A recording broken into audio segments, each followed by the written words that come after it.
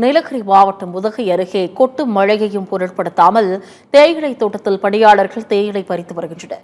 கூடுதல் விவரங்களோடு இணைகிறார் எமது செய்தியாளர் ஸ்காட். விவரங்கள். ஃபுல் மூன் சேல் காலை 9 மணியிலிருந்து இரவு 12 மணி வரை ஜூன் 29 ஒரு நாள் மட்டும். வணக்கம் ரிதி. நீலகிரி மாவட்டம் உதகை அதன் சுற்றுவட்ட பகுதியில் சில நாட்களாக பகல் மற்றும் இரவு நேரங்களில் மிதமான மழை பெய்து வருகிறது.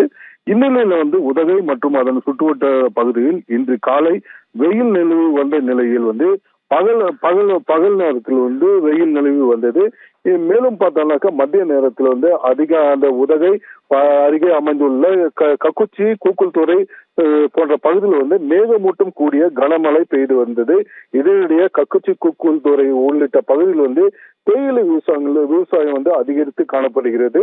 இந்த தேயிலை விவசாயத்தை பொறிப்பதற்காக தேயிலை ஊழியர்கள் மழையும் பொருட்படுத்தாமல் தங்களுடைய உடலில் அந்த பிளாஸ்டிக் போர்த்தி கொண்டு தங்களுடைய விவசாய நிலங்களில் தேயிலை பறிக்கும் பணியில் ஈடுபட்டு வருகின்றனர்.